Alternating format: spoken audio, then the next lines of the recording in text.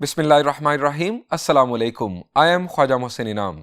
Students, इस lecture में हम डिस्कस करेंगे एप्लीकेशंस ऑफ डॉट प्रोडक्ट। आइए शुरू करते हैं। स्टूडेंट्स, पहले हम बात करेंगे एप्लीकेशंस ऑफ डॉट प्रोडक्ट की, लेकिन उससे भी पहले आपको रिकॉल करना होगा डॉट प्रोडक्ट का फॉर्मूला। शाबाश। फर्ज करें u और v दो वेक्टर्स हैं, तो u डॉट v किसके इक्वल है? शाबाश जी, u डॉट v इक्वल था u into v into cosine of theta. ये जो मैंने u और v बोला, ये वेक्टर u और वेक्टर v का मैग्नीट्यूड है। यानी हम इस तरह से डेफिनेशन बना सकते हैं डॉट प्रोडक्ट की, the dot product of two vectors is the product of the magnitude of two vectors and the cosine of the angle between them. हम स्टूडेंट्स पहली एप्लीकेशन की अगर बात करें तो हम डॉट प्रोडक्ट की मदद से दो वेक्टर्स के दरमियान बनने वाला एंगल कैलकुलेट कर सकते हैं। So this is the first application to calculate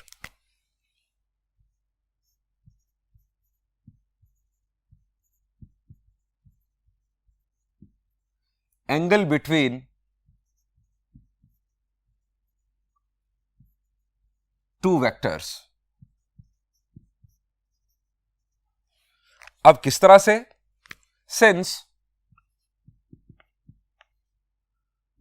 u dot v का हमारा फॉर्मूला, जी फॉर्मूला था u into v, magnitude of u into magnitude of v into cosine of the angle between them, u और v के दरमियान बनने वाले angle का cosine. अब स्टूडेंट्स यहां से हमें थीटा को इवेल्युएट करना है, तो पहले हम कोसाइन ऑफ थीटा की अगर वैल्यू, यानी कोसाइन ऑफ थीटा को अगर हम सब्जेक्ट बना लें, कोसाइन ऑफ थीटा की वैल्यू मालूम करें, तो ये होगी u dot v divided by uv। और हमें बाज प्रॉब्लम्स में cosine of the angle theta भी फाइंड आउट करने के लिए कहा जाता है। सो ये हो गया हमारा formula cosine of the angle find out करने के लिए, और थीटा के लिए फॉर्मूला होगा cosine inverse of u dot v over u into v। और आपको याद है कि u डॉट v हम दूसरा एक और फॉर्मूला था कंपोनेंट फॉर्म में, जब हमें दो वेक्टर्स गिवन हो तो हम कॉरेस्पॉन्डिंग कंपोनेंट्स को आपस में मल्टीप्लाई करके भी u डॉट v मालूम कर सकते हैं। सो ये है हमारा formula to calculate the angle between two vectors. Student, second application की तरफ बढ़ते हैं। हमने डॉट प्रोडक्ट का कंसेप्ट ये पढ़ा था, it is the measure of parallelism of two vectors, यानी ये दो वेक्टर्स आपस में कितने पैरेलल हैं, how much they are parallel to each other, ये हम बेसिकली मेजर करते हैं बाय यूजिंग डॉट प्रोडक्ट। और अगर आपको याद हो, एक्सरसाइज 7.3 के फर्स्ट लेक्चर में हमने बड़ी डिटेल में बात की थी। हमने डिस्कस किया था कि अगर दो vectors parallel in same direction हो तो डॉट प्रोडक्ट, अगर पैरेलल इन सेम डायरेक्शन हो तो डॉट प्रोडक्ट हमारे पास हो जाता है u इंटू v के इक्वल। क्यों? अगर पैरेलल इन सेम डायरेक्शन हो तो थीटा हमारे पास हो जाता है 0, कोसाइन ऑफ 0 हो जाता है 1। So u dot v is equal to u into v अगर आ जाए तो इसका मतलब ये होता है कि वो वेक्टर्स आपस में पैरेलल हैं और पैरेलल इन सेम डायरेक्शन हैं। सो दूसरा हमारा पॉइंट होगा to check the parallelism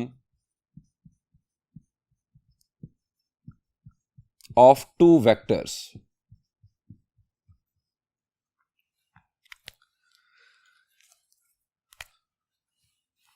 number 1 point इसमें, if u dot v will be equal to u into v, अगर दो वेक्टर्स का डॉट प्रोडक्ट उन वेक्टर्स के मैग्नीट्यूड के प्रोडक्ट के इक्वल हो, then vectors will be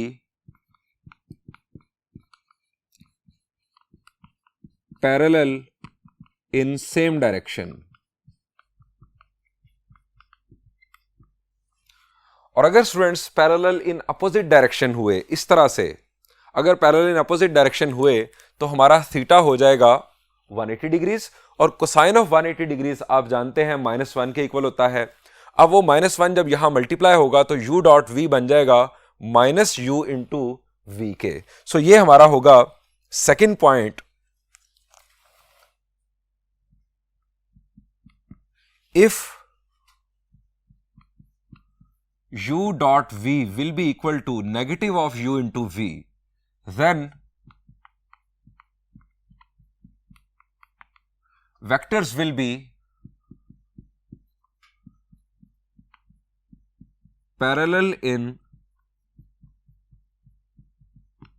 opposite direction। और आप जानते हैं कि पैरेलल इन अपोजिट डायरेक्शन को हम एंटी पैरेलल का नाम भी देते हैं फिजिक्स में। अब स्टूडेंट्स तीसरी एप्लीकेशन की तरफ बढ़ते हैं। स्टूडेंट्स अगर दो वेक्टर्स के दरमियान एंगल 90 डिग्रीज या π/2 हो जाए तो कोसाइन ऑफ 90 क्या होता है? शाबाश जी, कोसाइन ऑफ 90 होता है 0। कोसाइन ऑफ 90 0 होने की वजह से ये जो डॉट प्रोडक्ट है ये 0 हो जाता है। यानी इसकी थर्ड एप्लीकेशन है to check the perpendicularity of two vectors. अगर दो वेक्टर्स आपस में परपेंडिकुलर होंगे तो उन दो का डॉट प्रोडक्ट डेफिनेटली 0 होगा। So this is our third application to check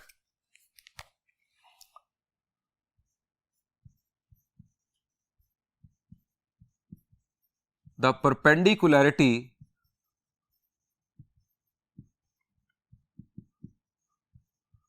of two vectors। और ये हमने इनफैक्ट यूज भी किया था एक्सरसाइज 7.3 में। इफ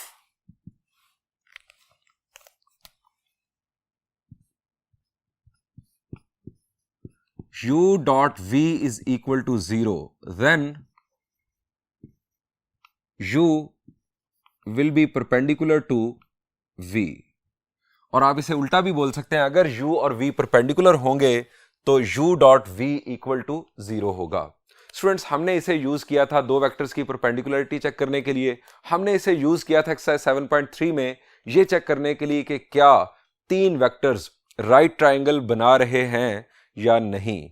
हमने वहां पर पहले तो ये चेक किया था कि तीन वेक्टर्स ट्राइंगल बना रहे हैं या नहीं, और उसके बाद हमने दो वेक्टर्स को आपस में चेक किया था कि वो परपेंडिकुलर हैं या नहीं। सो इस जो एप्लीकेशन है इसका फर्दर जो है वो यूज भी किया जा सकता है डिफरेंट शेप्स को चेक करने के लिए कि क्या उनमें 90 डिग्रीज एंगल बन रहा है या नहीं, क्या उनमें जो दो वेक्टर्स हैं वो परपेंडिकुलर हैं या नहीं। आप ये भी चेक कर सकते हैं कि कोई क्वाड्रिलेटरल स्क्वायर या रेक्टेंगल बन रहा है या नहीं, क्योंकि स्क्वायर और रेक्टेंगल में भी आप जानते हैं कि जो एंगल्स होते हैं वो 90 डिग्रीज होते हैं।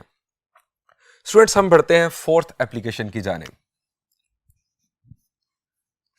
एक्सरसाइज 7.3 में अगर आपको याद हो तो हमने एक और एप्लीकेशन की थी डॉट प्रोडक्ट की, और वो थी to calculate projection of one vector along other vector. To calculate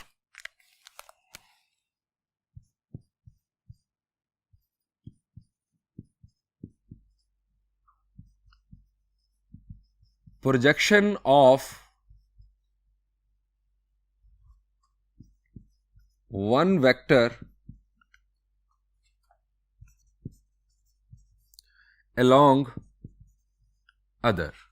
अब जरा प्रोजेक्शन का कंसेप्ट भी रिकॉल कर लेते हैं। ये लेक्चर इनफैक्ट हमारे पिछले सारे कंसेप्ट्स को भी रिकॉल करवा रहा है। ये बड़ा इंपॉर्टेंट लेक्चर है, इसमें हम सारी बातें रिवाइज कर रहे हैं। प्रोजेक्शन को जरा रिकॉल कर लेते हैं। प्रोजेक्शन क्या थी? Projection of one vector along other. शाबाश जी, मैंने इसका कंसेप्ट आपको दिया था, contribution of one vector in the direction of the other vector is called projection. एक वेक्टर दूसरे वेक्टर की डायरेक्शन में कितना कंट्रीब्यूट कर रहा है, इस चीज को हम कहते हैं कि ये उस वेक्टर की प्रोजेक्शन है दूसरे वेक्टर की डायरेक्शन में। स्टूडेंट्स इसको कैलकुलेट करने का के डिफरेंट हमने फार्मूलाज बेसिकली वहां पर ड्राइव किए थे एक्सरसाइज 7.3 में, वो रिकॉल करते हैं। नंबर 1,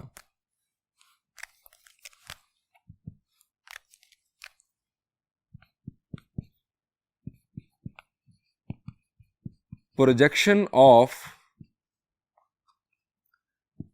u along v, अगर u और v दो वेक्टर्स है तो projection of u along v, आपको याद हो मैंने आपको फॉर्मूला बताया था कि न्यूमरेटर में दोनों वेक्टर्स का डॉट प्रोडक्ट, और अगर projection of u along v हो तो डिनोमिनेटर में v का मैग्नीट्यूड आ जाएगा। ये v का मैग्नीट्यूड, आप इसे सिंपल v लिख लें या इसे इस तरह से लिख लें, दोनों बातें दुरुस्त हैं। इसकी एक दूसरी शक्ल भी हमने पढ़ी थी, और वो क्या थी? Vector v divided by its magnitude, ये बन जाता है v हैट, यानी v का यूनिट वेक्टर। सो u डॉट v हैट। इसकी एक और शक्ल भी बनती है जो आप फिजिक्स में यूजुअली पढ़ते हैं। u डॉट v बुनियादी तौर पर क्या है जी? u डॉट v है u into v cosine of theta.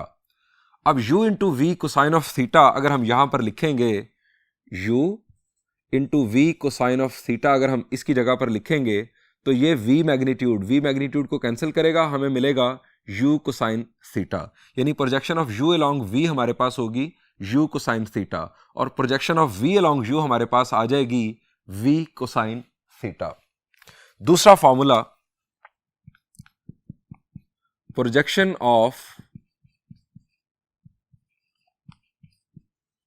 v along u, इसी पैटर्न पर हम उसे लिखेंगे u dot v।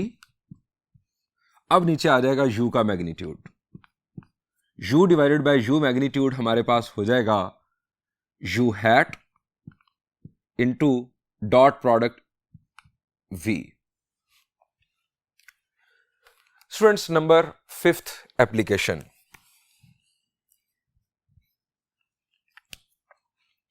Students, 5th application है, हमने एक्सरसाइज 7.3 में ट्रिग्नोमेट्री के डिफरेंट लॉज और फॉर्मूलाज भी ड्राइव किए थे। तो स्टूडेंट्स, 5th एप्लीकेशन को हम इस तरह से लिख सकते हैं, to prove different laws, formulas of trigonometry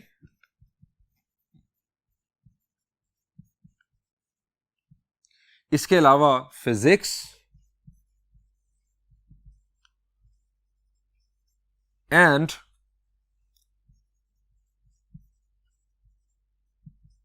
mechanics. और सिर्फ यही नहीं, ट्रिग्नोमेट्री, फिजिक्स और मैकेनिक्स नहीं, इसके अलावा और डिफरेंट साइंसेस के डिफरेंट फार्मूलाज और लॉज को ड्राइव करने के लिए हमें डॉट प्रोडक्ट हेल्प करती है। स्टूडेंट्स, एक एप्लीकेशन हम अब डिस्कस करने जा रहे हैं जो कि बेसिकली फिजिक्स के अंदर इस डॉट प्रोडक्ट की एप्लीकेशन है। आइए उस एप्लीकेशन की तरफ बढ़ते हैं। This is number 6। Students, physics में हम बात करते हैं वर्क डन की। जरा रिकॉल करें कि वर्क डन बुनियादी तौर पर क्या होता है। शाबाश, जरा रिकॉल करें, फिजिक्स का अपना कंसेप्ट रिकॉल करें।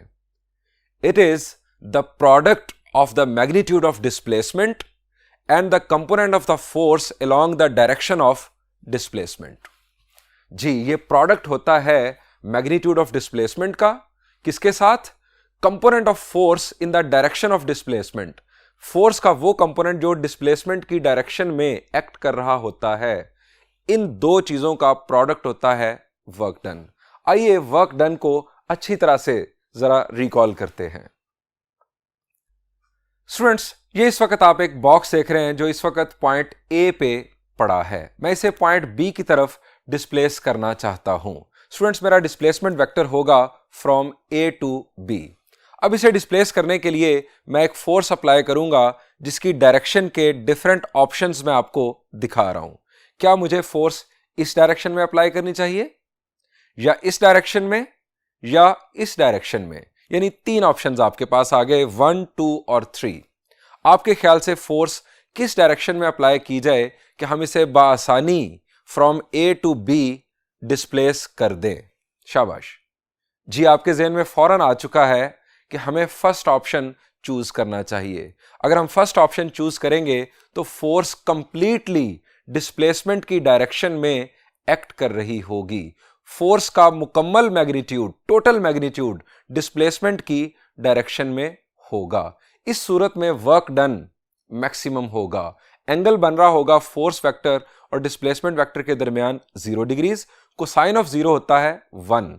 एफ डॉट डी यानी फोर्स वेक्टर और डिस्प्लेसमेंट वेक्टर के दरमियान जो डॉट प्रोडक्ट है वो खालिस्तन इन दोनों के मैग्नीट्यूड्स के प्रोडक्ट के इक्वल होगा। वर्क डन हमारा मैक्सिमम होगा। स्टूडेंट्स, अगर मैं ऑप्शन नंबर 3 चूज करूं तो क्या होगा?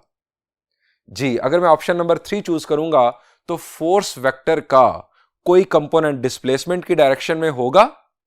The answer is no. इस वक्त हमारा जो वर्क डन है वो 0 होगा। फोर्स वेक्टर और डिस्प्लेसमेंट की डायरेक्शन में जो एंगल बन रहा है वो है 90 डिग्रीज, कोसाइन ऑफ 90 होता है 0। वर्क डन हमारा एफ डॉट डी वो 0 हो जाएगा। अब स्टूडेंट्स, ऑप्शन नंबर 2 चूज किया जा सकता है? The answer is yes. ये ऑप्शन 1 बेस्ट है, ऑप्शन 2 उसके बाद सेकंड बेस्ट है। अब ऑप्शन 2 में फोर्स जो वेक्टर है इसका कोई कंपोनेंट है जो डिस्प्लेसमेंट की डायरेक्शन में हो? The answer is yes. अब मेरा सवाल आपसे यह है कि वो कंपोनेंट कैलकुलेट कैसे होगा? शाबाश जी, हम फोर्स वेक्टर के हेड से डिस्प्लेसमेंट वेक्टर की डायरेक्शन पे परपेंडिकुलर ड्रॉप करेंगे। ये स्टूडेंट्स हमारे सामने आ गई एक राइट ट्रायंगल। अब हमें ये कंपोनेंट कैलकुलेट करना है जो डिस्प्लेसमेंट की डायरेक्शन में है। इस राइट ट्रायंगल में ये जो कंपोनेंट है ये किस साइड का रोल प्ले कर रहा है? शाबाश, चले हम सारी मुकम्मल बात कर लेते हैं। राइट एंगल की अपोजिट साइड हमारे पास हाइपोटेन्यूज, ये हमारा होगा फोर्स वेक्टर। फोर्स वेक्टर का मैग्नीट्यूड हमारा हाइपोटेन्यूज होगा। अब जो एंगल थीटा है उसके साथ जो साइड है उसकी अपोजिट साइड इनफैक्ट परपेंडिकुलर और उसकी एडजेसेंट साइड हमारे पास हो जाएगी बेस। यानी ये जो कंपोनेंट है ये है बेस इस राइट ट्रायंगल में। अब बेस कैलकुलेट करने के लिए कौन सी ट्रिग्नोमेट्रिक रेशियो काम आएगी? द आंसर इज कोसाइन, क्योंकि हमारे पास हाइपोटेन्यूज की वैल्यू मौजूद है। Cosine theta is equal to base over hypotenuse, यानी हमारे पास ये जो कंपोनेंट होगा वो होगा एफ कोसाइन ऑफ थीटा के इक्वल। स्टूडेंट्स, इस कंपोनेंट को अगर हम डिस्प्लेसमेंट के मैग्नीट्यूड के साथ मल्टीप्लाई करेंगे तो हमें मिलेगा इस सूरत में वर्क डन। स्टूडेंट्स, आइए अब इस सारी डिस्कशन को कंक्लूड करते हैं।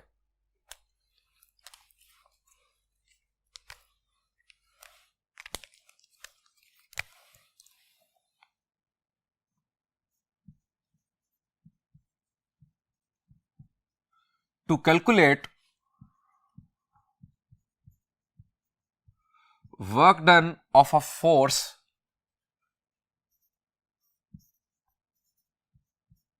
F that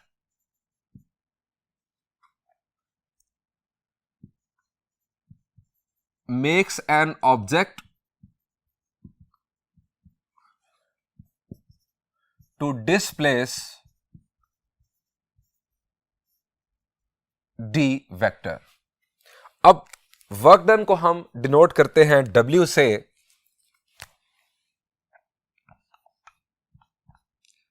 और W इक्वल होगा F डॉट डी के, और हम इसे लिख सकते हैं F into D into cosine of theta. F का मैग्नीट्यूड, डिस्प्लेसमेंट का magnitude into cosine of the angle between force vector and displacement vector. Students, अब जरा डिस्कस कर लेते हैं कि वर्क डन किस वक्त 0 होगा।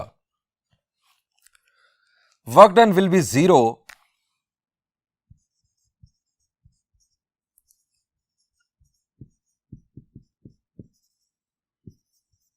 क्योंकि ये पॉइंट्स आपके काम आ सकते हैं एमसीक्यूज में। Work done will be 0 if one of the following will be true. Number 1, students, work done है हमारा F D cosine of theta के इक्वल। अब अगर वर्क डन को 0 होना है तो आप जरा देखें, ये इन 3 चीजों का प्रोडक्ट है।